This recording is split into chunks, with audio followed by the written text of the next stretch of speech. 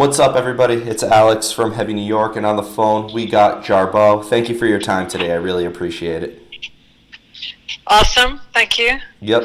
So the newest album is Illusory, which I really enjoyed listening to. One thing I was kind of curious about is when you take the entirety of your solo work, whether it's Illusory or Artbox or Alchemic or any of those albums, is it almost kind of like a representation of who you are at that particular time in a way, or is music kind of like an escape from yourself? Um, well, that's a great question. I think that it's probably the former, and it's what I'm reading, studying, meditating on, and what I'm feeling, and things will inspire that moment to create work.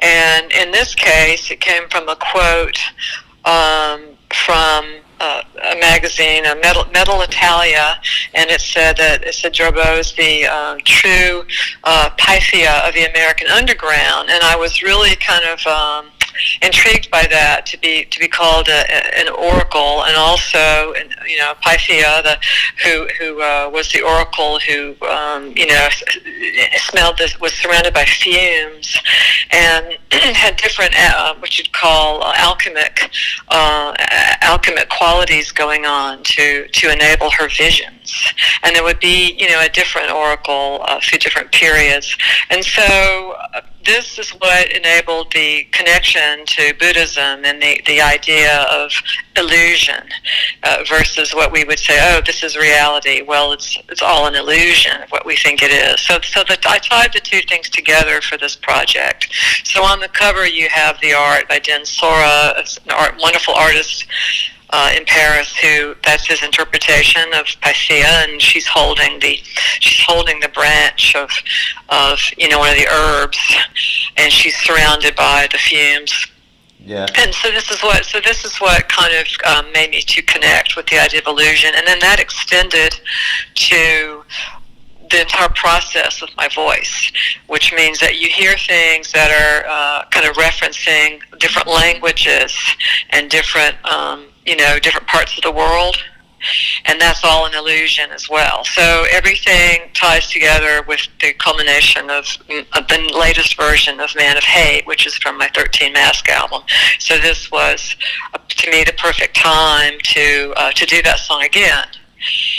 All this material, politically, it was the right time, and this album, of course, was conceived and written and recorded before the plague outbreak that we have right now. Yeah.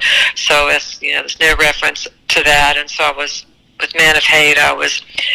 That song is not necessarily about politics or this country or any right-wing movement. It's about how the people are responsible for where they find themselves, and so it's a play within a play is what the song is. And so in this version, it erupts with applause, and everyone is beheaded.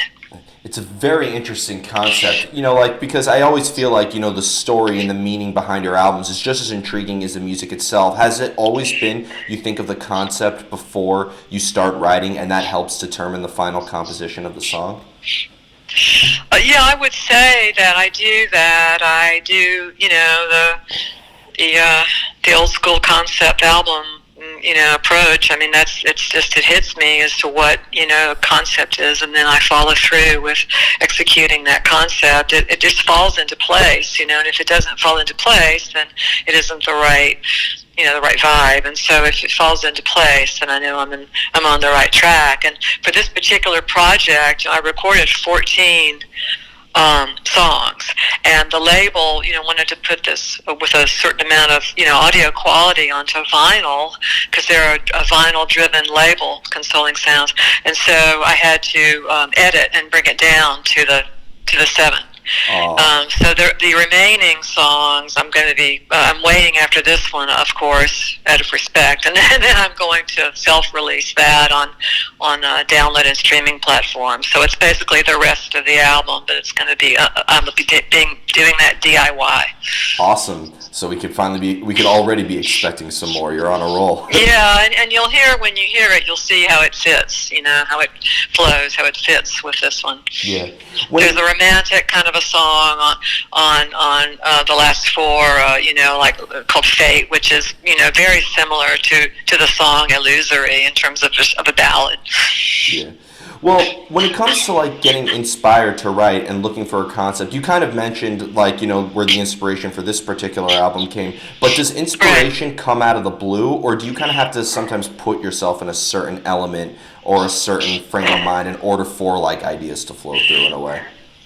I've had to have those tools in the past, but that isn't the case anymore. I understand people that like acting, put themselves into like a method acting where they go through a process to become a character in a film or a play. That isn't. It just comes naturally at this point. It's not. There's no effort involved to go outside of me to find some other voice. And you mentioned that, especially for this album, that you try to capture a moment, but which I always like asking artists this because sometimes you're working on a song or an album for days or weeks, months. Like, do you find that like the longer you work on something, the harder it is to kind of maintain that moment? I think what I would say about that is, and that's another great question, I think that technically, right, if you're doing everything yourself, like you're the engineer, you're not just writing the material and performing the material, you're recording the material, you're editing the material, you're mixing the material, then I would say the longest process is the mixing process because if I on this album I used a lot of source recordings throughout Europe when I was on tour last time. So I'm standing in a cathedral singing and I'm recording sounds of the church and a tour group and that kind of thing. And so there's a lot of editing to get rid of sounds that you don't want. And so you're stretching files and you're being very meticulous with your editing, and so that to me can take a very, very long time. The editing, you can hear it, you think it's great, you can play it again, it isn't good, you send it to a mastering engineer like for this particular project for Consoling Sounds, and he may say, well, this is harsh or this and that and the other. So you go back and you refine. So I would say that is the longest process, not the creative process or the performing process, but the editing and mixing and mastering process. Yeah, I'd imagine like when you go into the studio and then that you're surrounded by like a computer and a console and everything like that, and there's all these technical elements. It almost has to be like so anticlimactic sometimes in a way, right? Well, for me, I'm the opposite of the people that miss the old days of the analog and all that kind of thing, because I love the computer. I love recording with the computer. I love technology, and I would have to say I'm a nerd, and so I really enjoy the interfacing with the machine, and so when you use live mic, that's a totally different process, because then of course you're dealing with outside sounds, and so you have to be conscious of that. But to combine the organic live mic, live instrumentation with processing it through computer, that's a beauty to me, and it's very exciting because it's constantly changing. It's constantly a challenge. Yeah. And I think someone asked me in an interview when I made that leap, because obviously when I started pre-Swans, I was doing a lot of DIY, but I worked with different engineers, capturing my performances when I was doing the kind of extreme experimental work. And then at Swans, it was just completely relying on these big studios, the professional crew and sound engineer and reel-to-reel. And so all you had to do was walk in there and perform, So then when I left that world, I'm back to, I had to learn. It was a learning curve, which took years to finally feel confident enough. And then I just started, experimenting. So it's great now, like the idea that you can do an album, and in your bedroom if you want. You can do an album anywhere if you want, as long as you get a grip on the technology. And I think that's really cool. I think that's exciting. Yeah, one person who was kind of I had a discussion about this with a misanthrope who's like all analog, all old school, but like especially like if you're able to write from like your computer in your bedroom, and like dreams are our greatest inspiration. Like you could drift away into dreams and then you wake up and then you could just get right to the computer and track your ideas and further capture that moment. Yeah. No, I did. I mean, I even did an album on the tour bus for the Mahakali tour. I had my laptop with me, and I did, the music. I did a bunch of stuff on it there. But I think that, now there's a bunch of people like even Billie Eilish who's, winning a Grammy Award working with her brother in her bedroom on a computer. So, I mean, you don't have to, everything has changed now. Everything is completely shifted, and obviously for years. I did a total analog with Larry LeMay for Beautiful People Limited, and that was, even the equipment was built by, it was super purist. The equipment was built by hand from Radio Shack parts. Everything.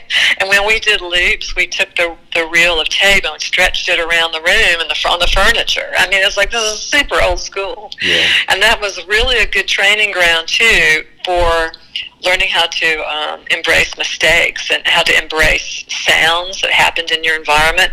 Like if you listen really carefully to that album, I'm doing a vocal and a motorcycle went by on Avenue C because we recorded that album in East Village. And so the motorcycle sound is part of the song, And so and we couldn't go back and punch in. It's one take all the way through, right? So that's a different discipline now when you can change and punch in anything you want. You can edit anything you want. Yeah, there's some motorcycle driver out there who's on an album and he doesn't even know it. I love it. And another thing, like I've always been curious, and you mentioned you build all this stuff. It's so organic. It reminds me of, have you heard of Arthur and Punisher?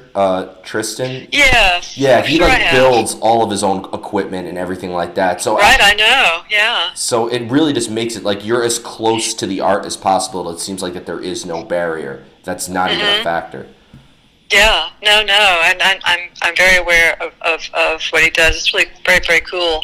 I know I suggested him to, when I did the Necromonicon last summer in Rhode Island, I suggested he would be a great artist for that event, because it's, it just fits perfectly with the Lovecraft, the science fiction aspect of that festival. Definitely.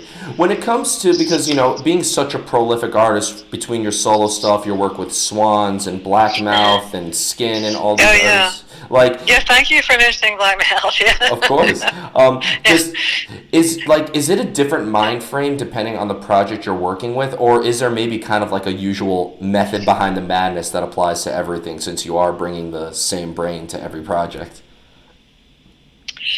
You mean, does it change with the different?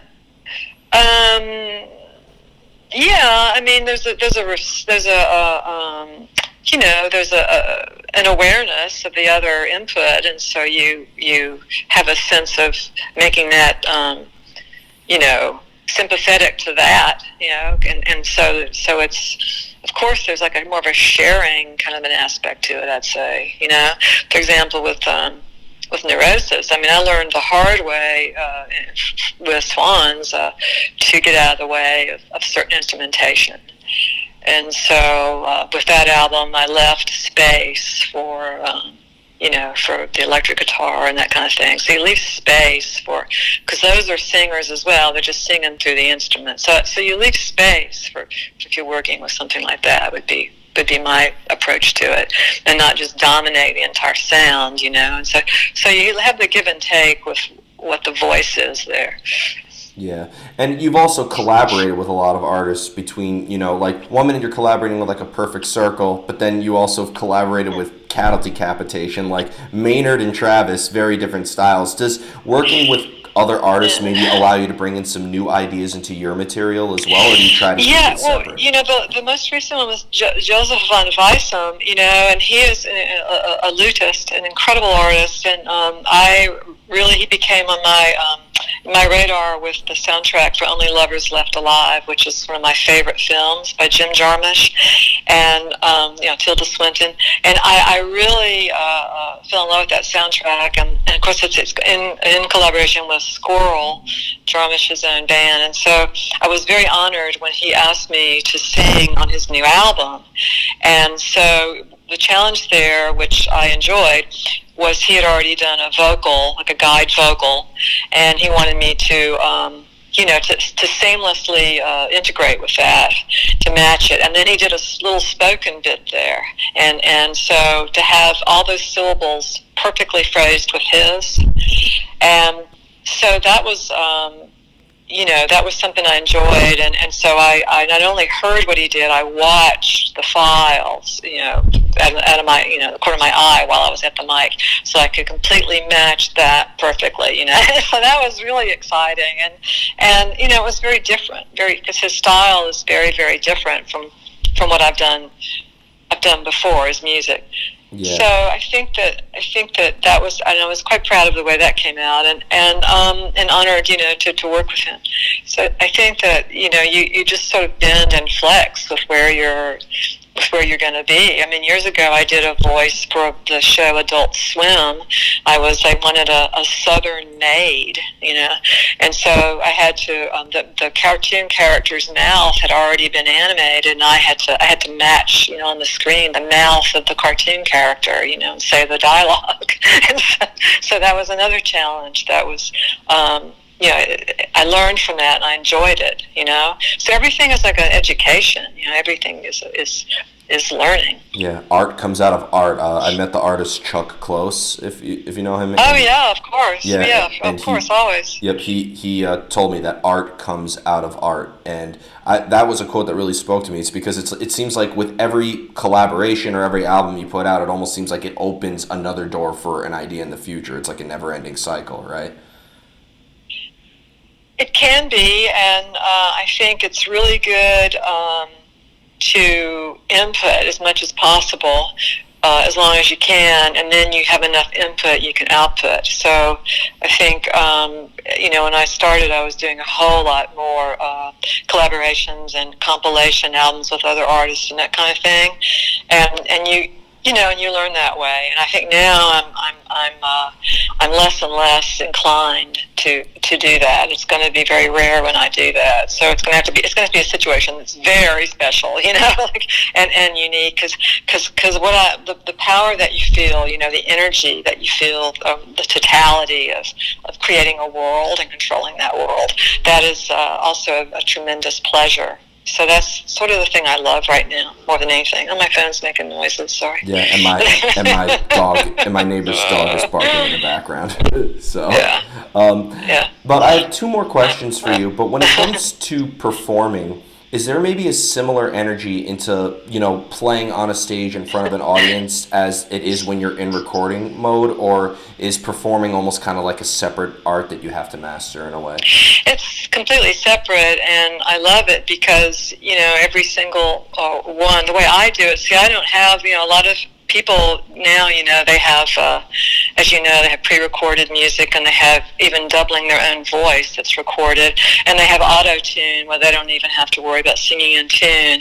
I know some artists that use that kind of technology, whereas live, that's where I become, more organic and raw. Like I don't rely on any of that.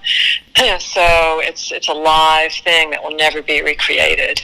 And what I like about it too is live you can take the same piece, same song, and you can do it differently. You can add something to it so that it's just completely unique for that particular situation. Mm-hmm. And we have a fantastic show, ready to go. But the thing is our tour April, May for Illusory, it was all coinciding around the release of the album, which is today.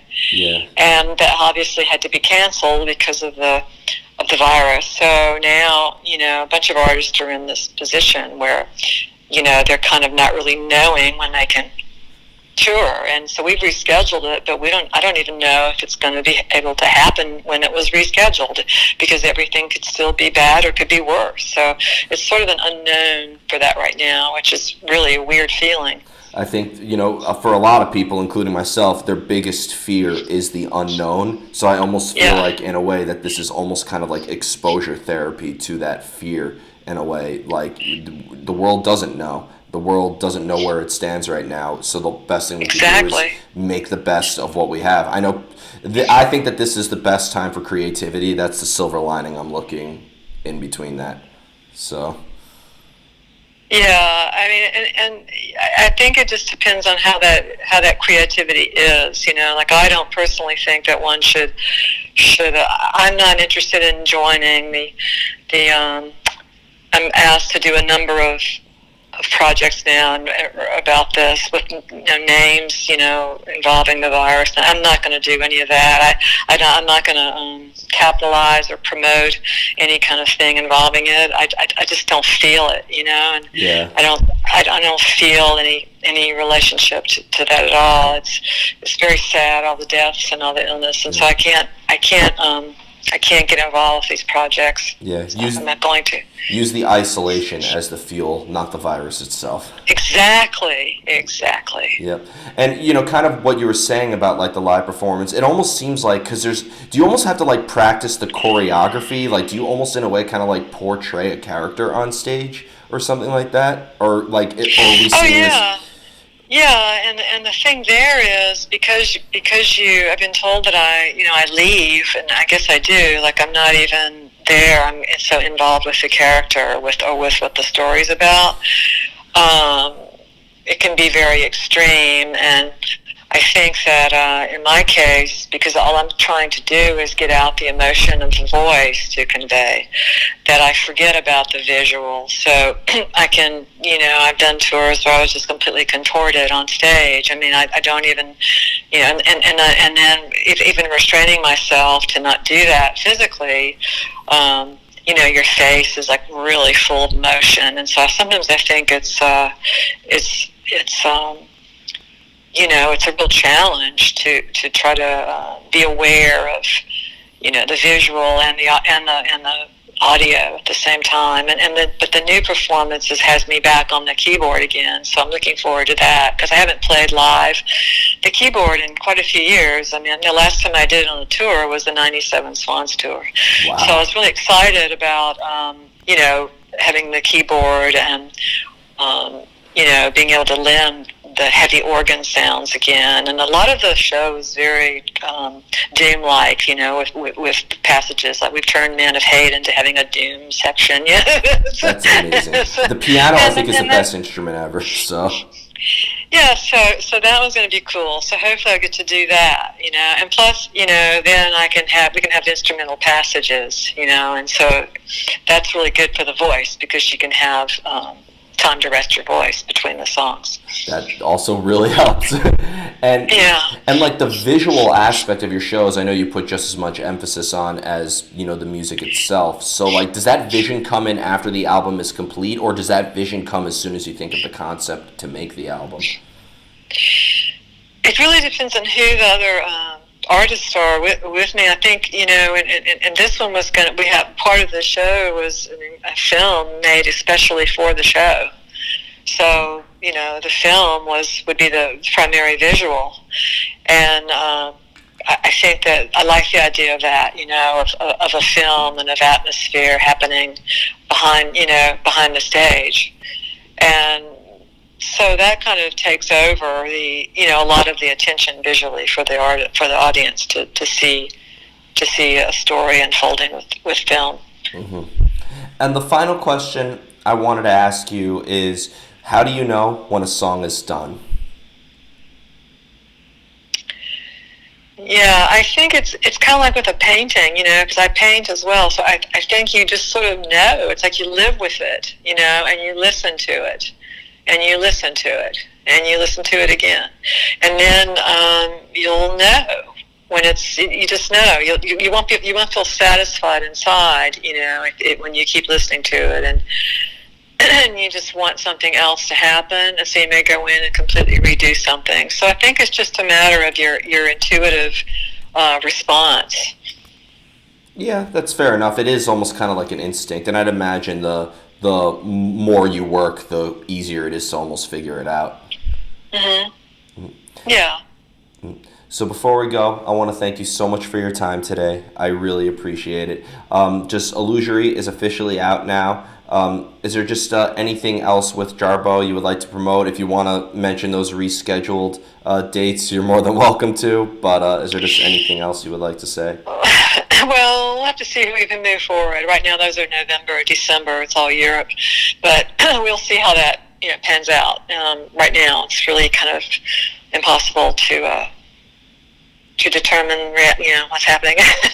Yeah. But right now, yeah. So the next thing out for me is going to be the other part of this album, which is going to be called Illusory, Allusory, and so that's going to be the tracks that were not able to go on this. Awesome. So that'll be the next thing I'll make public. Awesome. Well, thank you so much, Jarboe. Everybody, we are here with Jarboe, Illusory, out now. Be sure to pick it up. This is Alex from Heavy New York. We'll see you next time.